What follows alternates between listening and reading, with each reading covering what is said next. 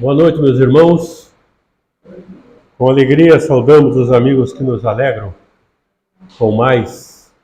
para mais essa noite de palestra, de estudo e de confraternização, né? Essa noite curitibana. Que não fiquemos com saudade da chuva, né?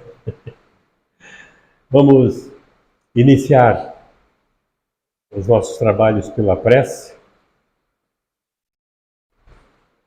Bondoso amigo e mestre Jesus, nesse instante, Senhor, em que unidos pelo pensamento e pela intenção buscamos o plano espiritual, queremos agradecer pela oportunidade de aqui estarmos, pela oportunidade da reunião, desse grupo fraterno que se une sob os tetos da nossa casa para mais uma noite de estudos. Que essa disposição possa ser transformada em aprendizado uma vez mais, absorvendo os ensinamentos que por certa palestra nos trará. De outro lado, rogamos a assistência ao nosso Armando para que o resultado do seu estudo, do seu preparo, possa se transformar em orientação e ensinamento para todos nós, nesse trabalho tão importante de divulgação dos ensinamentos do Mestre Jesus, trazidos a nós pela misericórdia da doutrina espírita. Rogamos a Jesus a sua assistência para todos nós e que a sua presença se faça nesse instante em nossos corações, nesta noite e por todo sempre. Que assim seja. A palestra da noite está a cargo do nosso Armando Menezes, paraense e que trabalha na região de Belém do Pará. O Armando tem essa profissão diferente de prático de navios. Então fica uma temporada lá e a outra temporada aqui, dando assistência à família e trabalhando também lá e aqui pela doutrina espírita nesse trabalho importante de divulgação que ele faz por onde passa. O Armando é um trabalhador que está conosco já há alguns anos, né? Ele e sua família, e desempenha esse trabalho importante de divulgação doutrinária em toda a região.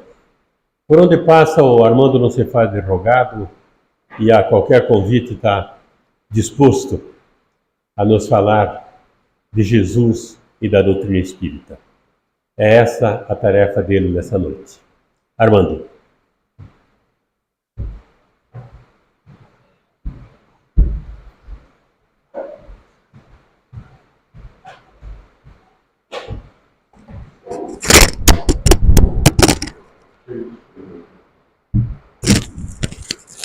Ele que coloca, né? Ele tem o microfone? O microfone da câmera. Tá certo.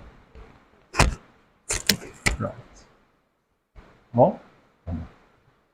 Depois de quase destruir o microfone aqui, né? Uma boa noite a todos. Os presentes, né? Os corajosos presentes, encarnados e desencarnados com essa chuva maravilhosa. Aliás, hoje é um dia muito especial. Não só por causa da chuva. Quem é que faz aniversário hoje? Quem? Não. Curitiba? Não. Quem faz aniversário hoje? Curilinda. Não é Curitiba, é Curilinda. Como minhas filhas gostam de chamar Curitiba. A Curitiba linda. Nós nos sentimos muito honrados por estar aqui hoje, né? 25 anos de Curitiba e 25 anos de Sociedade Espírita Renovação. Então, uma alegria muito grande, uma honra nós estarmos aqui, falando justamente hoje no aniversário da nossa Curilinda. E hoje, essas semanas que antecederam o aniversário, nós vimos lá na RPC programas belíssimos nos mostrando a nossa cidade.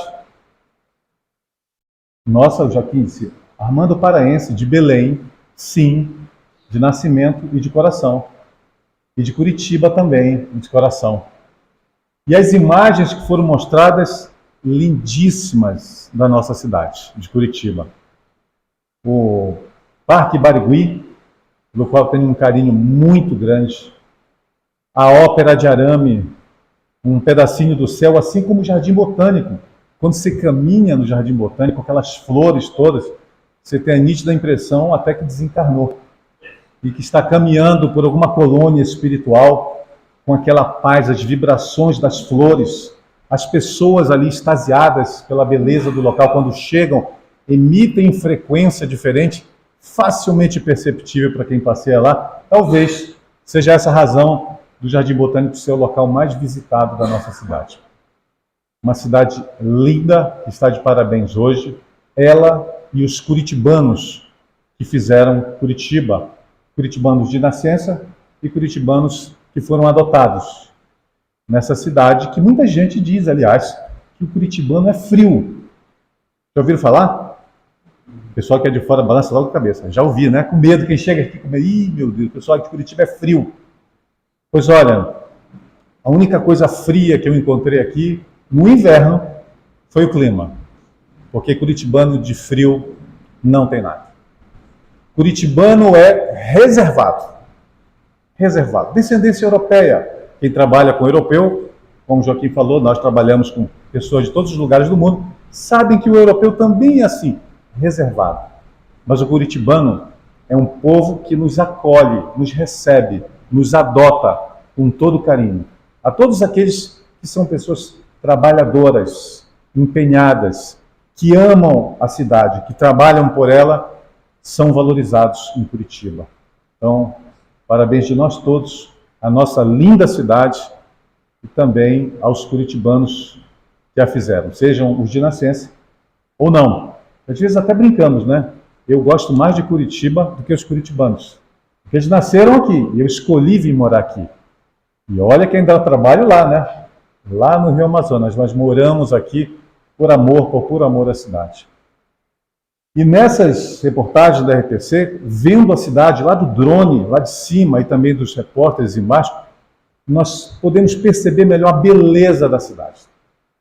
Ter um pouquinho mais de consciência do presente que é de Deus morar numa cidade como essa, em um país como esse. Claro, com tantas diferenças ainda, mas Curitiba é uma cidade absolutamente encantadora. E olhando essas imagens, eu confesso que me emocionei. E já depois de tantos anos, décadas já aqui, a gente às vezes esquece um pouquinho do que é o presente que é morar aqui. E a gente vai vivendo e de forma inconsciente acaba se desligando dessa oportunidade, do presente que ela é. E é assim muitas vezes que nós nos movimentamos na nossa vida. Não só esquecendo da gratidão que nós devemos ao Pai, pela nossa própria vida, pela nossa oportunidade de viver, de estar encarnado, buscando o nosso progresso, nós nos desconectamos da gratidão que nós precisamos ter, ainda que enfrentemos problemas, e todos nós os temos, em maiores ou menores graus. E nos movimentamos dessa forma inconsciente de nós mesmos, inconsciente das nossas oportunidades, de quem somos nós, o que estamos fazendo aqui. Mas não precisamos nos culpar, não. Porque esses graus de inconsciência da nossa própria realidade, que muitas vezes nós nos encontramos, nós os vemos desde todos os tempos. Até naqueles que conviveram com o próprio Mestre, com o nosso Salvador. Os próprios apóstolos deram a prova de sua inconsciência, da inconsciência de onde estavam e de com quem estavam em muitos dos seus atos, em muitas oportunidades. Simão Pedro, afirmando que amava Jesus e que jamais o abandonaria, em um momento de inconsciência, não conseguindo perceber conscientemente a importância do testemunho, como discípulo, como apóstolo do Mestre, ele nega o Cristo. Tomé, depois de Maria, de Magdala, entrar na sala onde eles, tristes, conversavam sobre a partida do Mestre, não acreditou quando ela anunciara que ele havia voltado, que ele ressuscitara. Tomé se recusou a acreditar, absolutamente ainda inconsciente de que Jesus é verdadeiramente o Cristo. De que Jesus não era apenas mais um dos enviados do Pai, mas o enviado, o Salvador.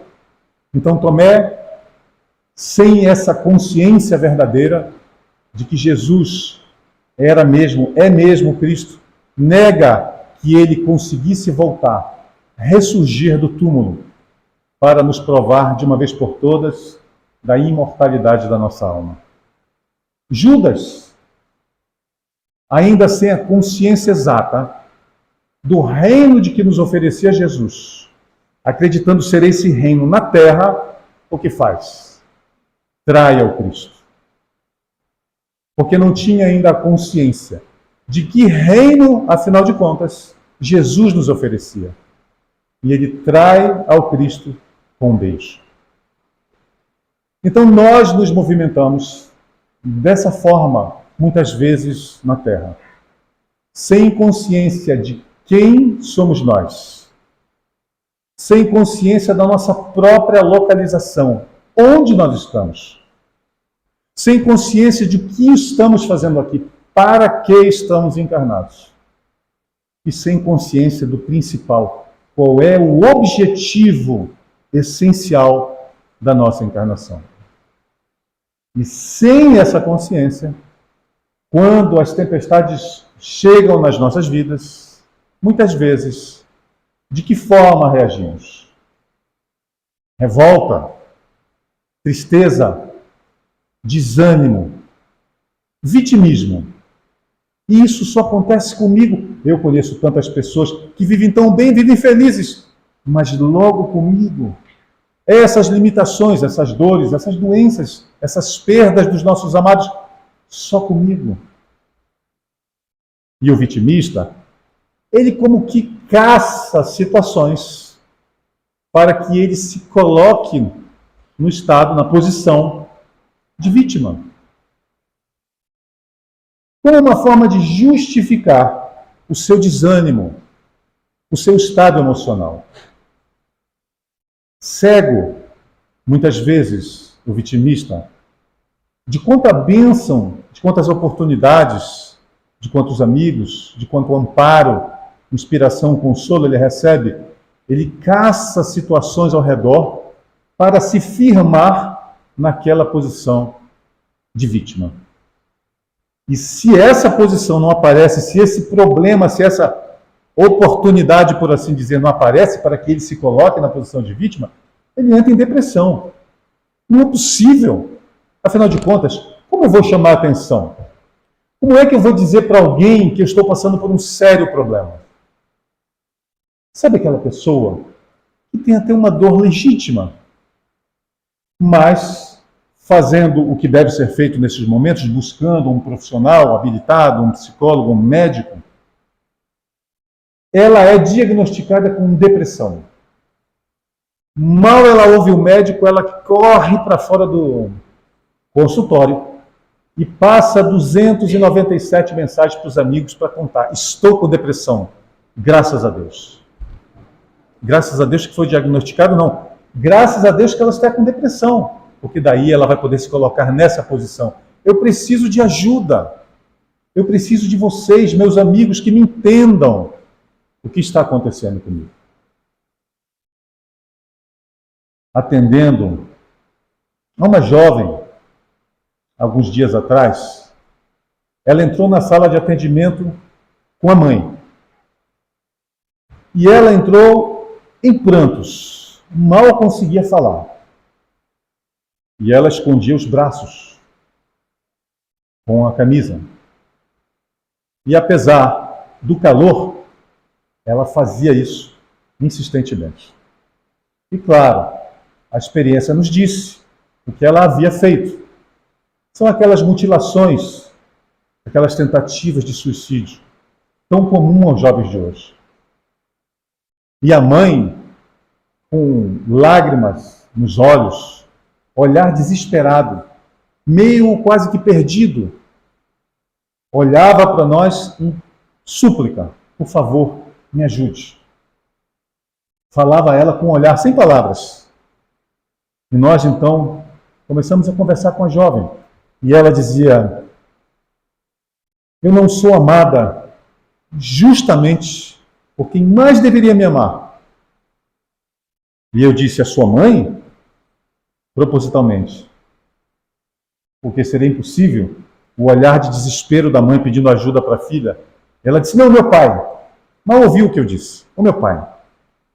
Não é o fato de ele viver longe, chorando, dizia ela, da minha mãe, que ele precisa nos esquecer.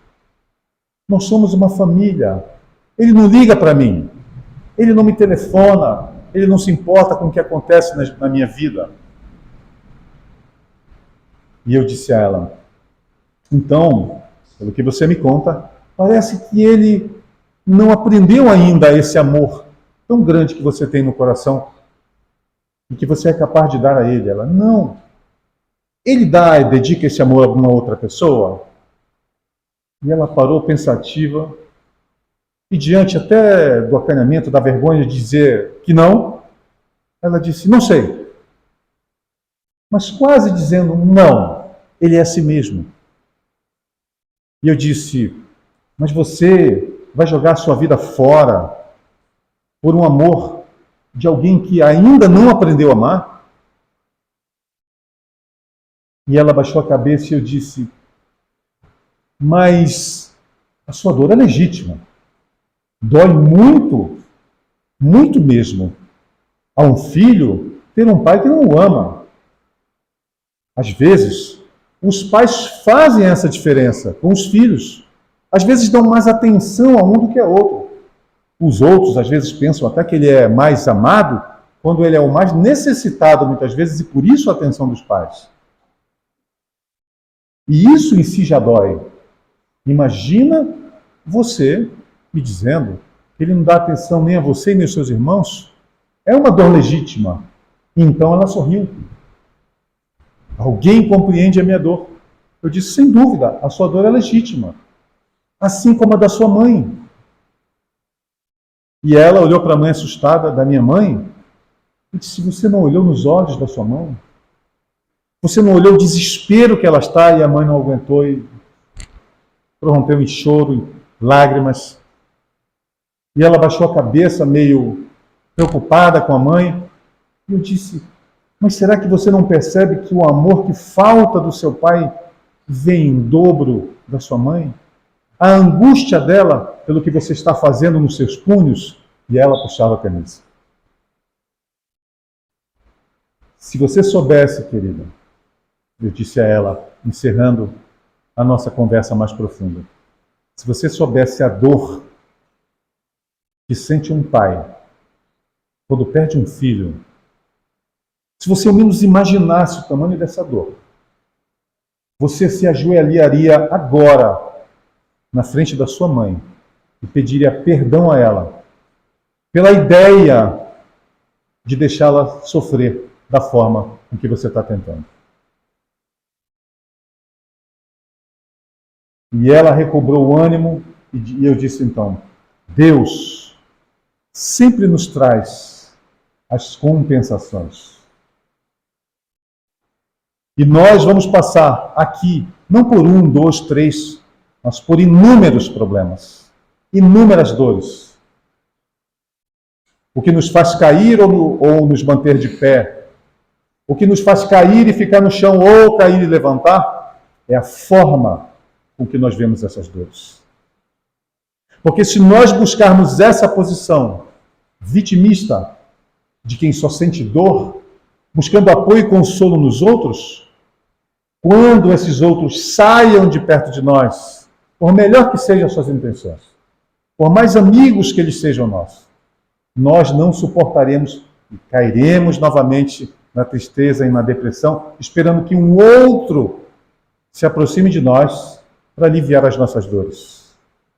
Nós perdemos a nossa independência emocional. Quando nos tornamos cegos às dádivas, às oportunidades que o Pai nos concede em todos os segundos das nossas vidas, inclusive as nossas dores. E é no nosso Evangelho segundo o Espiritismo que nós vamos ver um grande alerta sobre essa posição. No capítulo 5, Bem-aventurados os aflitos, Kardec nos diz que o desânimo, muito comum aos vitimistas, o desânimo é uma falta gravíssima contra o Pai. Ora, claro, se eu desanimo diante da dor, diante dos problemas, das dificuldades, eu estou dizendo que o Pai não é, ao contrário do que nos diz a questão 1, a primeira, do primeiro livro da codificação kardeciana, o Deus, esse Deus que nos apresentaram, ele não seria a inteligência suprema do universo. Se enganou. Ele não seria a causa primária de todas as coisas. Porque, afinal, quem sabe, essas dores foram causadas por outros e não pelas leis que regem o universo, físico e moral. E há, claro, num olhar de mais compaixão para esses que se vitimizam, há aqueles que dizem, tantas coisas belas na vida, eu jamais cairia numa situação dessa. Como assim essa pessoa está triste, desvalorizando a dor do outro? Porque cada um sente a dor conforme a sua própria sensibilidade, conforme o seu estágio evolutivo.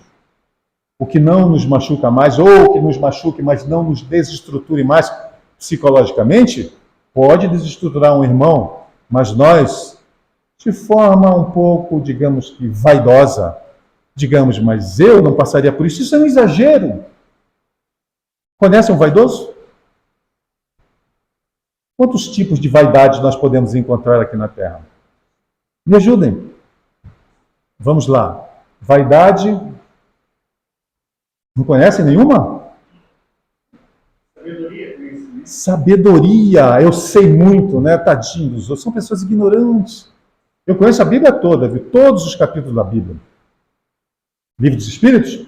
Todas as 1019. Com certeza. Se até que nem existe a 1011, né? Sei muito. Conheço todos os capítulos do Evangelho segundo o Espiritismo. Eu sei muito. Se dá licença, porque o que eu falo embasado. Conhece algum outro tipo de vaidade? Só esse, gente?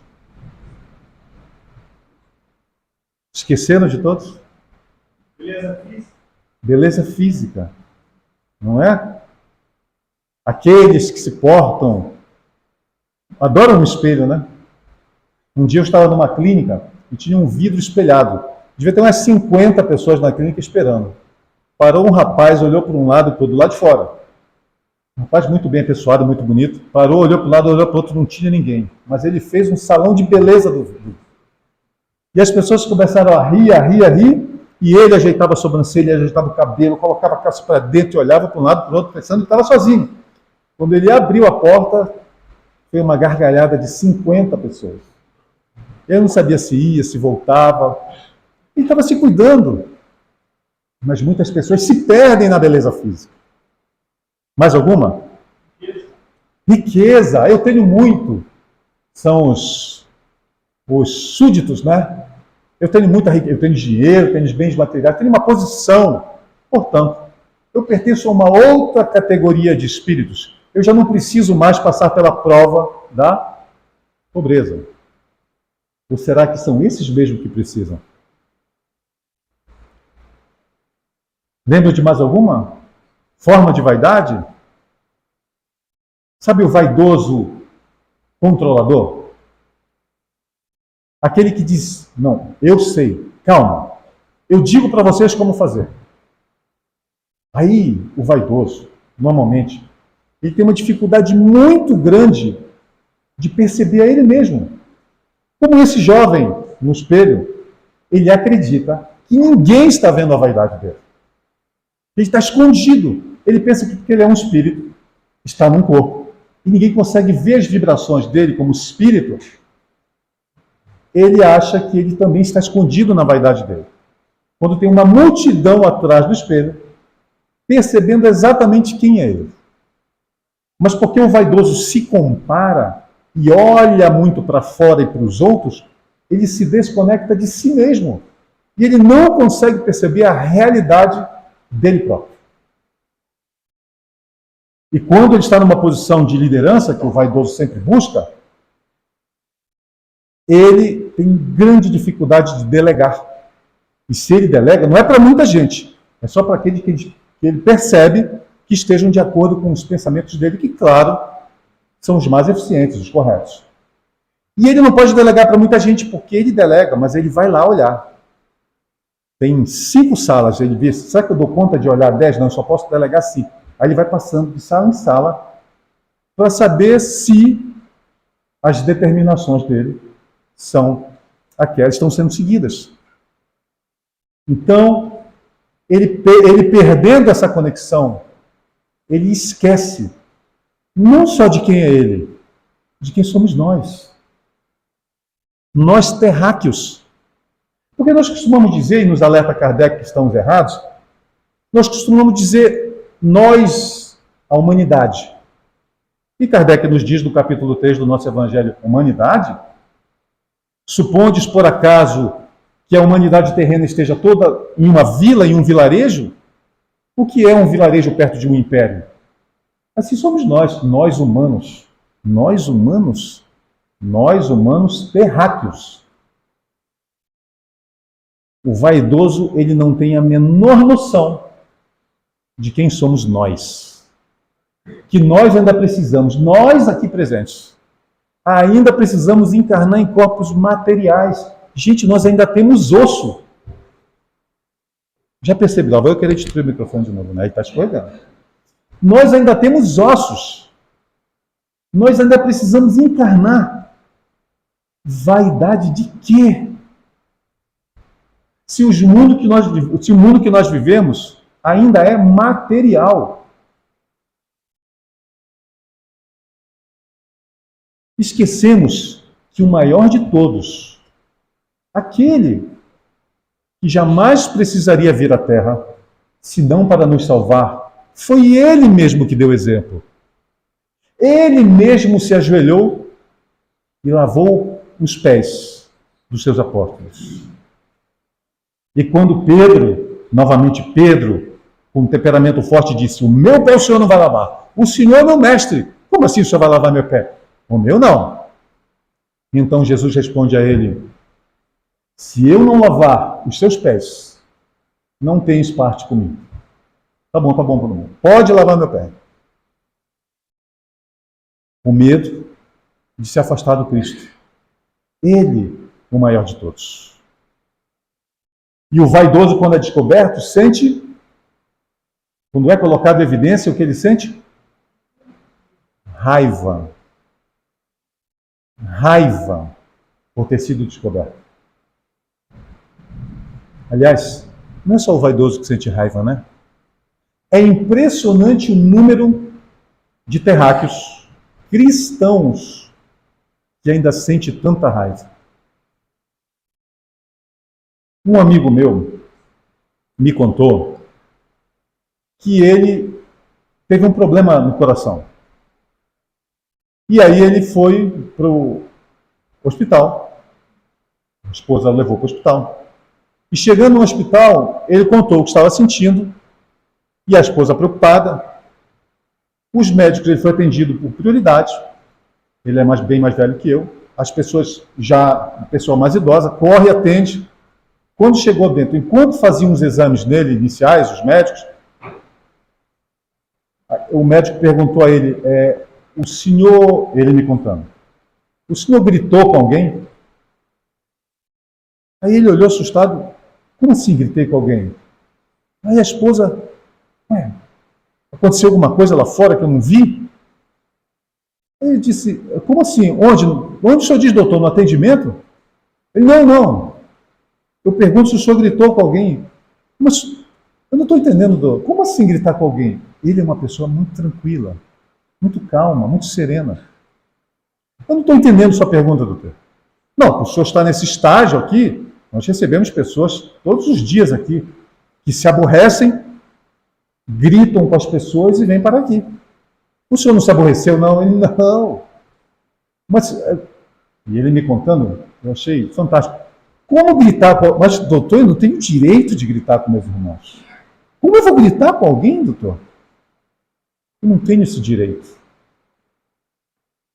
Vejam o nível de consciência desse irmão. E vejam, estatisticamente, quantas pessoas ainda gritam com os outros. É um comportamento padrão, por assim dizer. É uma resposta minha, nossa, diante dos estímulos externos. Daí, nós buscamos, para ter esse comportamento, justificativas. Não, você não tem ideia de quem é minha esposa. Você não sabe o que o meu marido faz em casa. Você não conhece. O meu chefe, você não aguentaria um só dia com ele. O meu vizinho, minha vizinha, E a minha sogra? Tinha que falar de sogra de novo, mas a minha sogra não vai ver essa frase. Você não passa o link para ela. Né? E a minha sogra? A culpa é sempre da sogra, né? Quantas sogras são mães ou oportunidades? E aí nós as classificamos como o demônio, né? Tinha que ser sogra. Oportunidades. E cegueira, muitas vezes, nós. E nós não nos apercebemos que isso não passa de um padrão comportamental. Essa minha resposta emocional, nós nos tornamos cegos e não percebemos que essa resposta, a raiva, ela não está em função do que o outro possa fazer a mim. Ela não está em função de qualquer situação ao meu redor. Mas é sim uma viciação, uma estruturação lá dentro do meu ser, que me fala que quanto mais grave for a situação, maior terá que ser a minha raiva ou a minha energia transformada em raiva para que eu, com a minha ira, eu possa então resolver a situação. Que engano! O quão nós estamos cegos. É meu filho, você não sabe quanto meu filho é bagunceiro, o quanto a minha esposa é desorganizada, o quanto meu marido é agressivo e eu revido. Porque calado eu não vou ficar. Um padrão comportamental nosso. Quando nós esquecemos do capítulo 10 do nosso Evangelho segundo o Espiritismo. Como é o capítulo 10 mesmo? Bem-aventurados os misericordiosos. Por quê? Por que os misericordiosos são bem-aventurados? Por quê, gente? Está escrito lá, vocês não lembram? Porque obterão misericórdia. Nós seremos medidos com a mesma medida que nós medirmos os outros. E qual de nós não precisa de misericórdia? Por isso, bem-aventurados. Por isso a indulgência necessária. Por isso o perdão necessário. Até com nós mesmos. Porque muitas vezes, nesse padrão, nessa faixa vibratória, nesse padrão comportamental da raiva, nós sentimos raiva até de nós mesmos. Quando nós erramos. De nós mesmos. E quando eu encontro alguém sereno, essa pessoa é muito serena. Meu Deus, que raiva! Você encontra alguém sereno e fica com raiva porque a pessoa é serena. Que história é essa? Quem essezinho ouessazinha estão pensando que são para querer agir com essa... Mentira! Isso não é verdade. É só por fora. Por dentro tem um vulcão Uma amiga me contou um dia que a irmã dela, diante da serenidade dela, de um problema sério, ia a uma reunião em família, e de repente uma das irmãs vira para ela e diz: você está querendo enganar quem? E ela estava calada, pensativa, do que dizer para ajudar a família. E ela disse: eu? Você está querendo enganar quem? Mas eu não falei nada. Sim, essa sua serenidade, quem não te conhece que te compra, eu sei quem é você, explode logo. Ela estava com raiva diante da serenidade da irmã.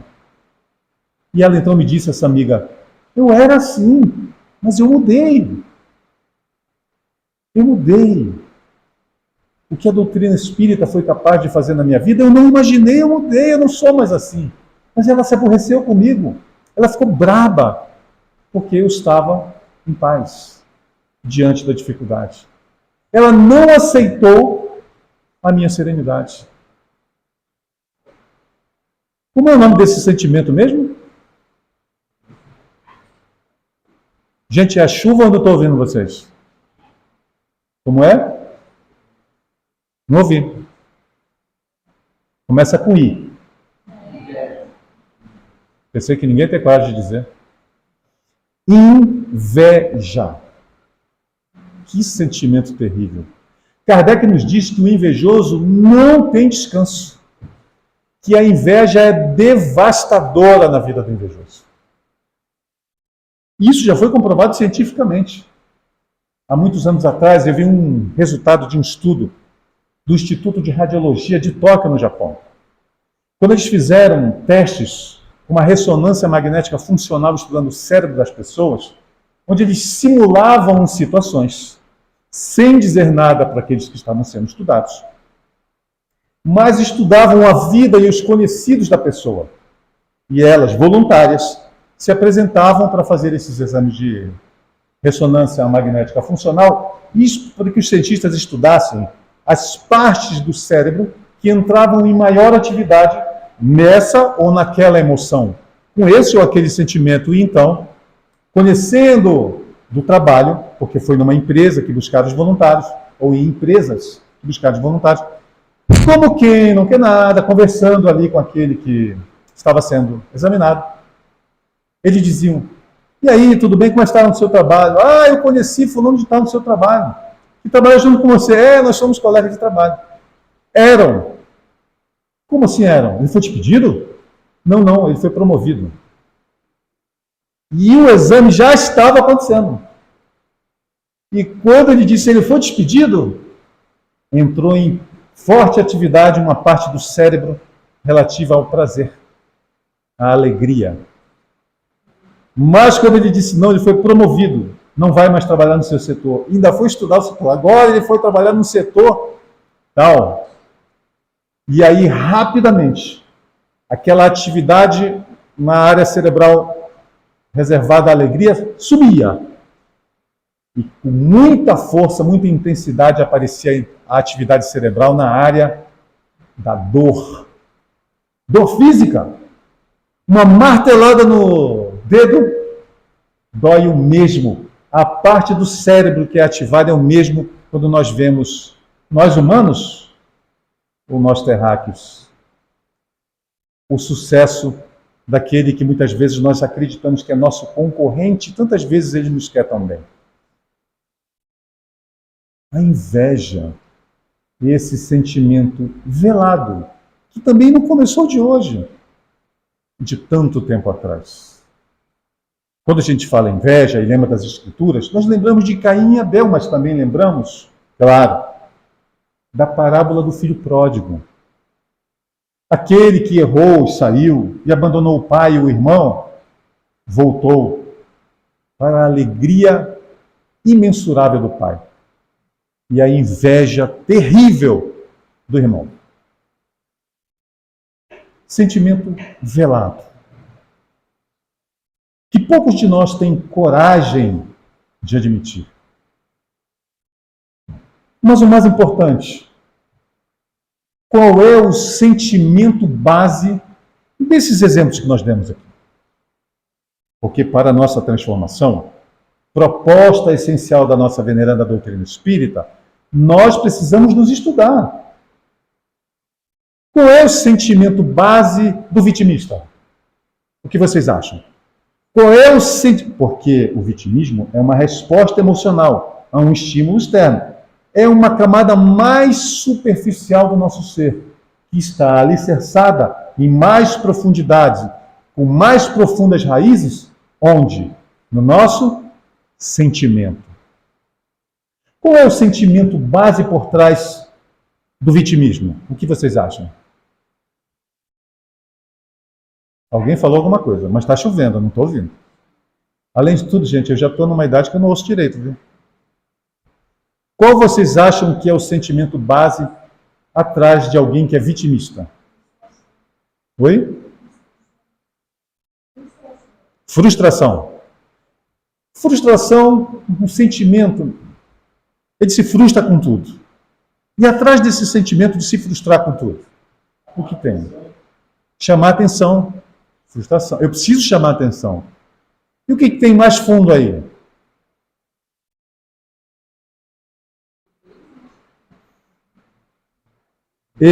Egoísmo. Egoísmo. E do vaidoso? Essa é fácil. Oi? Orgulho. Sentimento base do vaidoso, orgulho. Eu me comparo com meu irmão e eu sou melhor. Eu não me comparo comigo mesmo porque eu não tenho coragem de fazer isso. Então eu me comparo com meu irmão e eu sou melhor, é claro. Orgulho. E o que sente raiva? Qual é o sentimento base disso? Aquele que sente muita raiva. Não seria o desamor? O sentimento mais poderoso, mais transformador, mais nobre, essência de nós mesmos, quando nós nos conectamos com nós mesmos e através do nosso próximo chegamos até Deus, nós descobrimos que o desamor manifesta a raiva. Porque então, sem me importar com o meu irmão, importa apenas o que eu sinta. Importa apenas que eu o julgue, o condene e aplique a punição a ele. A minha ira, a minha raiva. O desamor. E a inveja? Inveja não é aquela, eu sou ambicioso. Eu quero ter as coisas.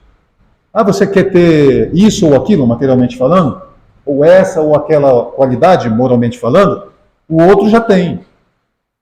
Que bom! Ele será o meu espelho. Eu vou me espelhar nele para que eu consiga alcançar o que ele alcançou. Ambição. Não é a cobiça quando eu quero tirar o que ele tem. Inveja não é cobiça. A cobiça, não cobiçai nem o asno, nem a mulher, nem nada do próximo. Eu cobiço o que é do outro. Mas na inveja, esse sentimento que talvez seja o mais velado de todos, mais terrível de todos, eu não quero que o outro tenha. Qual é o sentimento base? Egoísmo. Eu quero só para mim. Mesmo que o outro tenha algo que eu não quero, isso não me interessa. O meu carro é 10 vezes melhor que o do outro. Mas ele comprou um carro novo. Droga. Não é possível. Ele não pode ter. Ele não pode ser. Essa inveja dói mais. Não quando a pessoa tem, quando ela é aquilo que ainda nós não tivemos coragem de trabalhar em nós. Gente, diante de tudo isso, dessas descobertas que nós precisamos buscar de forma consciente. Consciente. O que fazer diante delas? O que fazer diante dessa descoberta? Quando eu vou mais a fundo, me estudo e descubro qual é o sentimento base ainda dessas, como de muitas outras inferioridades, que todos nós ainda as temos, em maior ou em menor grau. O que fazer diante delas? Como transformá-las? Não é para isso que nós estamos aqui? Como transformar essas imperfeições? O que é que eu preciso ter para transformar essas imperfeições? O que é necessário de mim para que eu transforme não apenas essas, mas outras imperfeições que nós, na nossa conversa diária que precisamos ter com nós mesmos, descobrimos ainda dentro de nós, fazendo sombra na luz que nós podemos emitir ou refletir. O que me tira dessa situação, o que me faz caminhar para o progresso, para a transformação necessária para a nossa redenção? É a minha coragem. Coragem para perceber a mim mesmo. O que mais, além de coragem? Humildade. Humildade. Sem ela. Túnica nupcial, nos diz Kardec, no Festim de Bodas. O cumprimento da lei e a humildade. O que mais eu preciso? Vontade. Eu preciso querer. Porque se eu me afeiçoar tanto a mim mesmo, a ponto de me tornar cego do objetivo essencial da minha vinda na Terra, eu não quero. É o meu querer que faz com que eu tenha coragem de me estudar. É o meu querer que me faz buscar os meios de iluminar as minhas sombras, de me transformar. Eu preciso querer. E quando, gente? E quando eu não quero? O que eu faço? Eu não quero. Eu até tive a coragem de observar algumas dessas imperfeições. Não quero mudar. Eu estou me sentindo bem como eu estou. Não adianta me chamar de vaidoso, de orgulhoso, de egoísta. É o certo, eu trabalhei mesmo, isso aqui é meu. Eu não quero. Ou então, eu não quero confessar para os outros que eu já percebi isso em mim. Aí o que eu faço? O que geralmente as pessoas fazem quando não querem? Justificativas. Eu juro que eu não falei isso para ela, viu? É a esposa que está falando.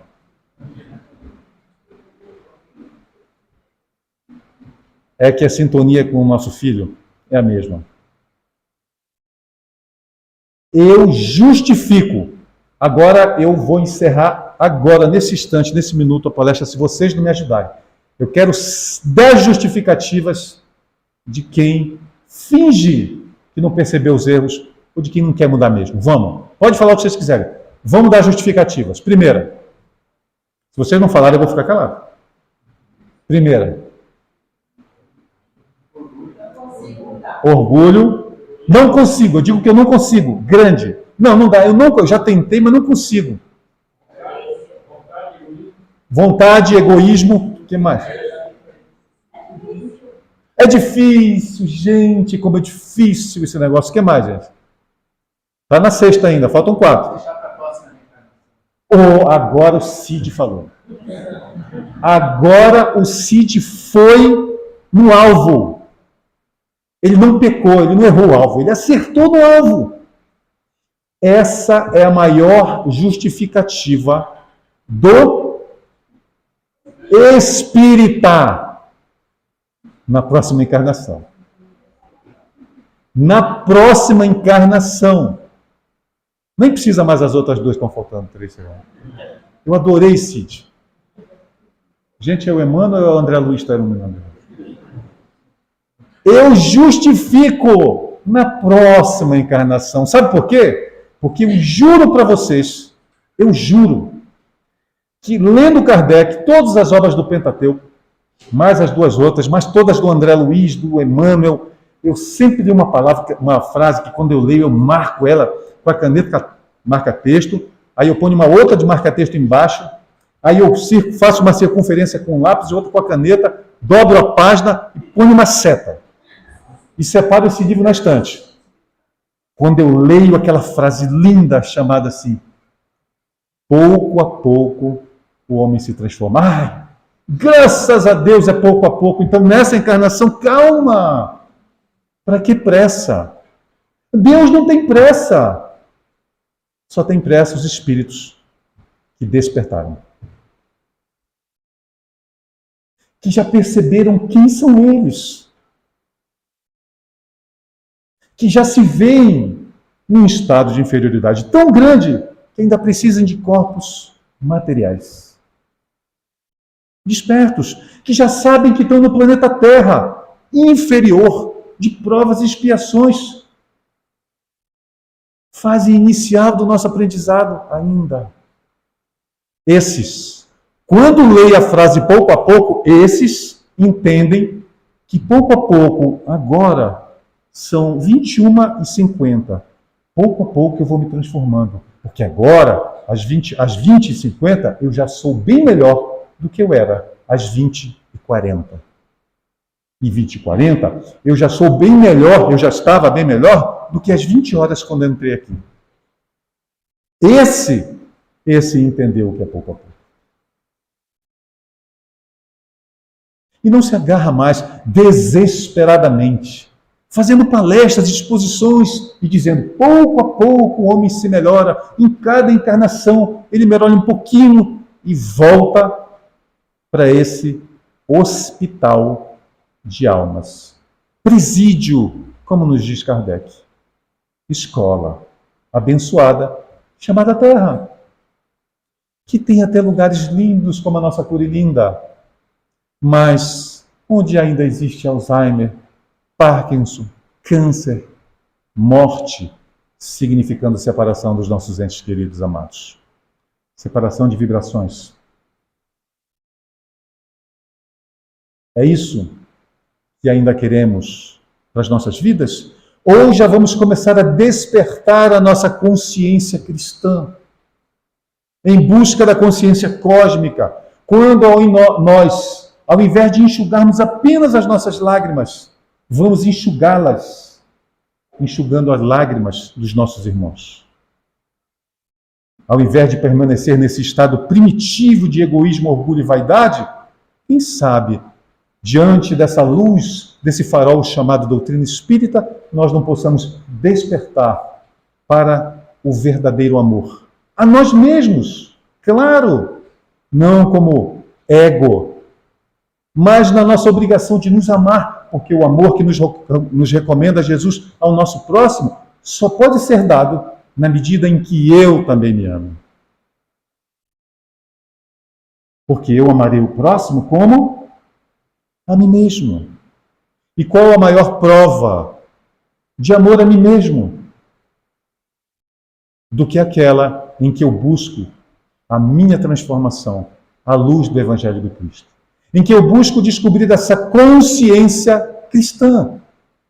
Quando eu passo a me importar mais com a minha própria destinação, buscando no Evangelho de Jesus e na própria vida do Cristo o espelho, o guia para que eu possa progredir, para que eu possa buscar a redenção da minha alma.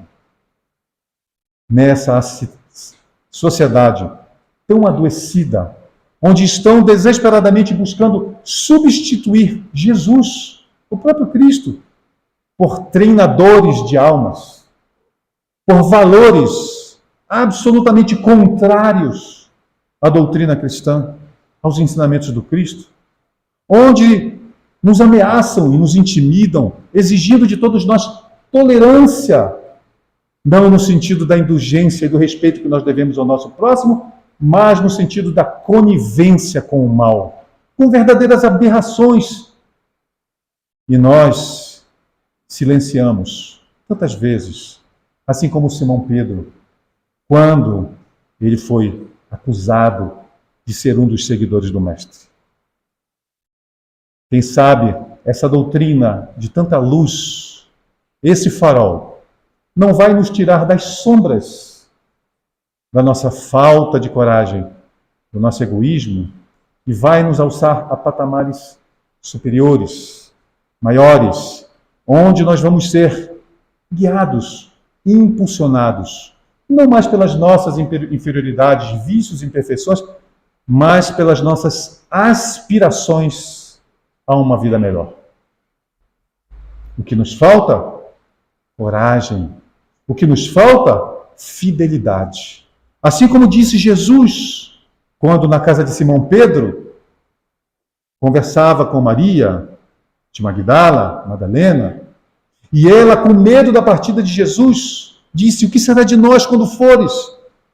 E então ele disse: Maria, no caminho da redenção própria, é necessário que cada um tome da sua cruz.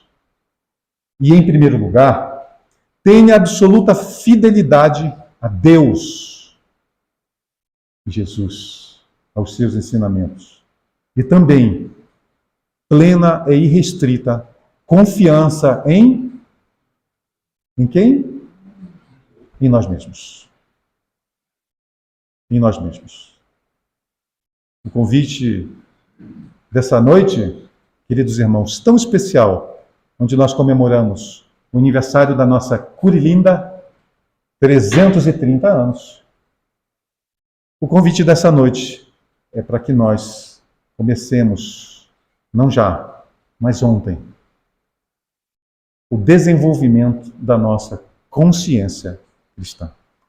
Muito obrigado pela honra de estar aqui junto com vocês mais uma vez.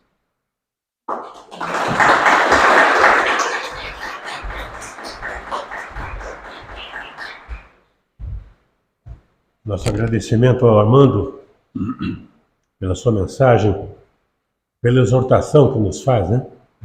Nessa noite de uma palestra tão profunda e que apela para o nosso raciocínio, para a nossa inteligência, na medida em que nos chama ao dever. Obrigado, Armando. Nós vamos encerrar a primeira parte dos trabalhos com a prece. Em seguida passaremos aos trabalhos dos passes. Lembrando que o passe é uma transmissão fluídica e, se eventualmente alguém não quiser tomar o passe, fique à vontade. À saída é oferecida água fluidificada. Os que vão tomar o passe, por favor, aguardem sentados que todos serão chamados. Muito obrigado a todos pela presença. Vamos agradecer a Jesus por esses momentos que aqui tivemos, de reflexão profunda, de chamamento à responsabilidade em relação à vida que cada um de nós leva. E leva consigo também material riquíssimo para meditação, para estudo e para motivação das atitudes, dos pensamentos, das ações do dia a dia. A jornada é longa, a bondade de Deus é maior ainda. Há de ter com cada um de nós a paciência e o amor de que necessitamos, para que mais cedo ou mais tarde nos unamos lá na frente, num longo abraço, depois de esclarecidos e encaminhados para melhores dias. Que Jesus assista a todos nós, possa atender aqueles irmãos que trazemos no rol das nossas preocupações e que leve a sua mensagem de amor a todos os cantos onde houver dor e sofrimento, necessitando da presença maior do Mestre Jesus. Que Ele possa atender aos nossos familiares e nos acompanhar no retorno aos nossos lares. Que assim seja, Senhor.